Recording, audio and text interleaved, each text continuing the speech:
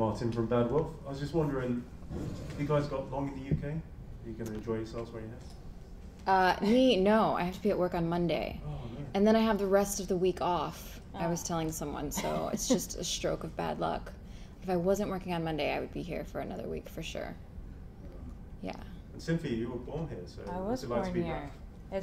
It's always great to be here. I love London, in all its versions: grey, sunny, rainy. Mostly raining. Mostly rainy.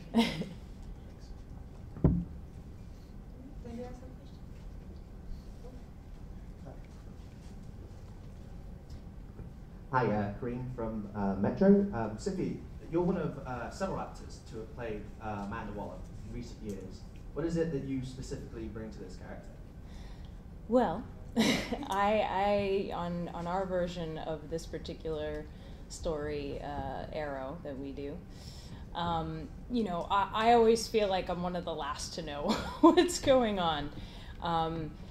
So my goal normally is just to kind of get the essence of Amanda Waller and try to hone in on that, because a lot of times, you know, I'm kind of jumping into the middle of the story as they're telling it.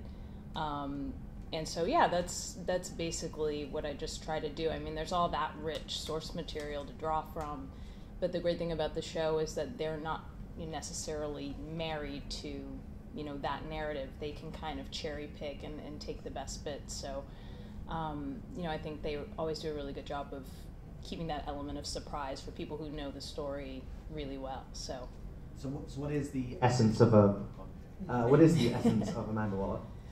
To me, you know, I know that a lot of people see her as a bit of a villain, and I tend not to think of her that way. I just think she's a woman who does what needs to be done, and oftentimes that's unpleasant, but someone has to make the unpleasant choices in life, so that's kind of what she's tasked with. And so yeah, I sort of see it as that, as not so much somebody who relishes doing evil things. It's just that she makes the difficult choices, and it's sort of like by any means necessary. So that's sort of my quick take on it.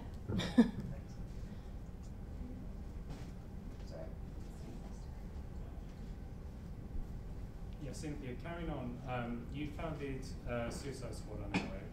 Now that we unfortunately can't see that in the TV show, I mean, what do you feel about the movie that's coming out next year? Oh, I'll be the first in line. I can't wait. I'm like super pumped to see the movie, and of course I'm excited that Viola Davis is going to be doing her version of Amanda Waller, and I'm very honored to even be in the same company in terms of the other actresses that have portrayed that character. Angela Bassett, CCH Pounder, hope I'm getting her, Pam Grier. A lot of really like fierce, amazing women, and I know Viola Davis is going to knock it out of the park. So I'm going to be in line with everybody else, waiting for the movie. Cool. And Mark, I mean, we've seen a tiny bit of you so far in our little flashback. Mark Guggenheim said we can expect to see more of you.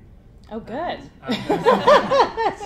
Early in the year, more of you and Deathstroke. I mean, what are the chances he'll be back, and how much more could we expect to see? Oh man, I'd be the last to know. I think it's really lovely that with this universe, you know, you have this wealth of characters, and so you just never know who is gonna pop up or go away or return, and I also don't know that for myself. So as long as I'm alive, and you never know, a character can even, you know, disappear and then magically reappear. So as an actor, that certainly keeps you on your toes. And you know, there are a handful of us that formerly worked on another show, Spartacus, and we had some fans and the producers, which we're very grateful for. So yeah, we always like to have like a little reunion if our paths ever cross. But yeah, we'll see. I'm Jen from Sci-Fi Now. For Iris' character, she's kind of really coming out of her own at the moment. We're going to see more of her as a reporter, and what is it like to play a female character who is not defined by the relationship that she has with the main male character? We will see more of that, hopefully, in this season. I will say we haven't shot too much of that yet. If you've watched, I don't know where you guys are. Have you seen 3?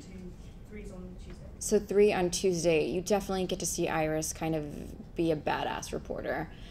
So I think it's a tease of what's to come for Iris later in the season. I'm always advocating and hoping for more of that because that's kind of how we know Iris in the comic books as this kind of ace badass reporter. So I just don't know when that's going to kick into full gear. But what I've always loved about Iris is for her as a character, we see the slow burn of her evolving as a woman. You know, she hasn't, season 1, she wasn't perfect and she didn't have everything together. And so it's nice to see a woman kind of evolve on screen. And to your other question, which was... what's it like to be a female character that exists outside of a relationship with the male counterparts? Yeah, it's actually quite nice, and I'm kind of always fighting it in the fandom and reporting world. You know, I think people are always wondering, when is Iris going to get with Barry? When is that going to happen? And I'm always saying, you know, we as women and as characters are so much more than the men that we are associated with. And so I'm constantly trying to advocate that for Iris. Hey, it would be great to see her with Barry because that's kind of an iconic couple, right? So it's really fun that that's a possibility for our show. But what I get excited about is her agency in life and what she can contribute to Team Flash. You're welcome.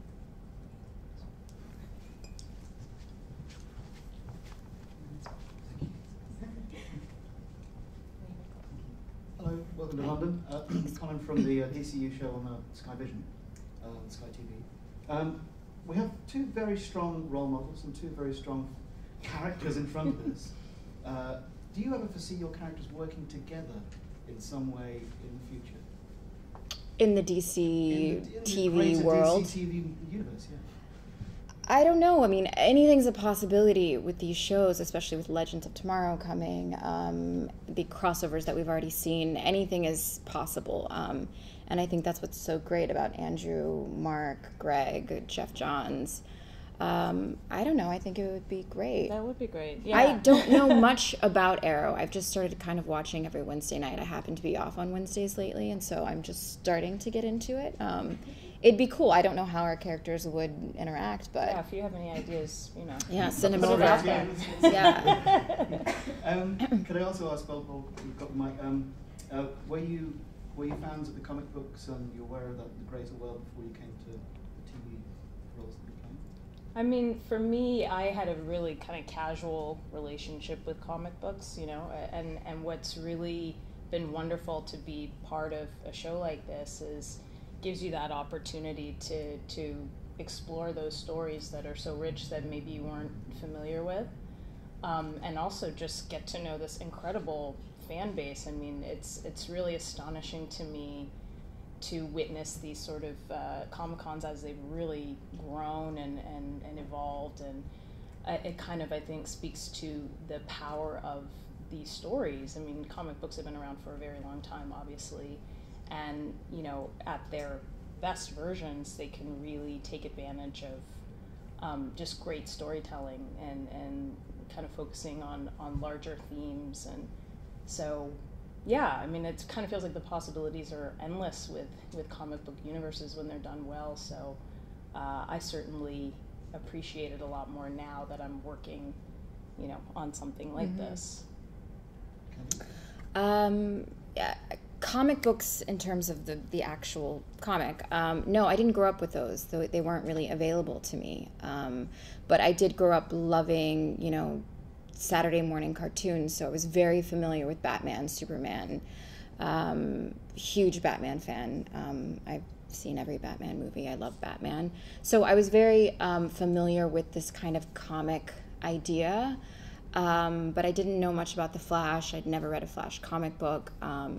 And so when I started to do that, and I still do it now to this day, we kind of keep the Flash comics. My makeup artist keeps them on her table so that when I'm getting ready, I can kind of flip through. It's still surreal because Iris is white, and like I'm reading these stories, and I'm like, wait, that's me. And it's a really cool thing because as a kid, when I'm watching Batman or Superman, and I'm watching the Lois Lanes and the Vicky Vales, it was never an imagining that I would ever get to play that ingenue. So it's cool that that's happening, and a lot of girls are watching that and are inspired. It's cool. Thank you very much. We have to stop, I'm afraid. Thank you very But much for your thank you Yep. very much. Thank you. for Yep, having thanks us. guys.